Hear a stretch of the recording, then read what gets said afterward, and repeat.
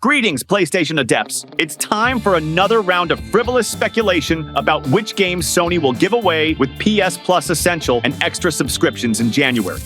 I'll start by saying that last time I managed to guess LEGO Horizon Adventures, which isn't the best game in my opinion, but it's still nice to guess right. Now, let's take a look at what we got in January in previous years. In 2025, it was Suicide Squad Kill the Justice League, Need for Speed Hot Pursuit Remastered, and the Stanley Parable Ultra Deluxe. In 2024, it was A Plague Tale Requiem, Evil West, and Nobody Saves the World. In 2023, it was Axiom Verge 2, Fallout 76, and Star Wars Jedi Fallen Order. Looking at this list, I have a couple of guesses about what might be given away this year. First is Need for Speed Unbound. Although it didn't capture my attention or get me hooked, racing games are always welcome and essential. Plus, the game often gets a 90% discount, which makes it an excellent candidate. Second, Gotham Knights. Like Suicide Squad, it's an unsuccessful project based on a superhero franchise that lacked quality and variety of content, a truly meaningful difference between the characters.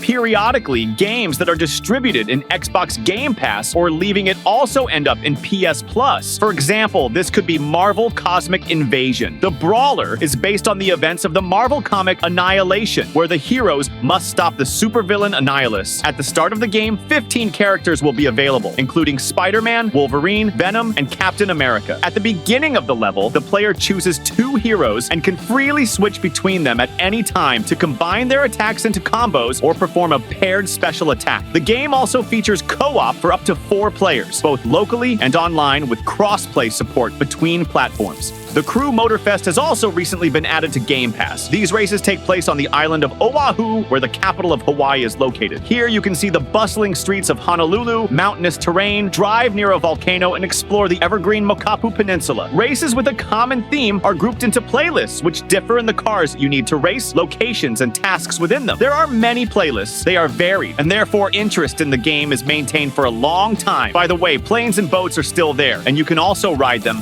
Now let's see what games were released a year and a half ago, because these are the games that may be included in the distribution according to the documents stolen by hackers. Darkest Dungeon 2. This is an RPG with roguelike elements in which players set off on a chariot through the devastated lands seeking to reach the mountain where the key to saving the world is likely to be found. Each attempt to complete the game is a separate journey where heroes move between locations, collect resources, and fight enemies. The game's combat system is based on turn-based battles with an emphasis on strategy and tactics. Each hero has unique abilities that must be used depending on the situation, as well as weaknesses that can play a cruel joke at the most inopportune moment. Heroes can also form relationships with each other, both positive and negative, which affect their effectiveness in battle.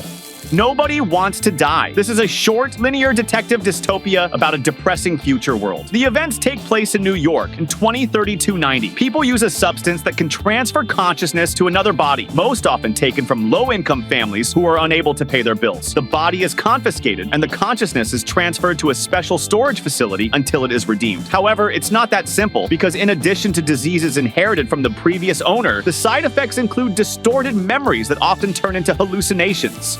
Flintlock, The Siege of Dawn. This is a Souls-like action game, but without silent characters and with a sane plot. There are many cutscenes and dialogues, which allows the player to better immerse themselves and understand the history of the world. The main character is a member of a coalition that saves humanity from extinction by fighting against the old gods. Enemies can be fought with melee weapons and firearms, although ammunition is said to be in short supply. As the player attacks or parries enemy attacks, a bar fills up. Once it is completely full, you can launch a devastating attack that instantly kills ordinary enemies or deals decent damage to bosses. The mechanics are far from new, but they are enjoyable. As the story progresses, the player will acquire a fox-like companion named Enki, who will not only accompany them on their journey, but also help them navigate the world and engage in combat.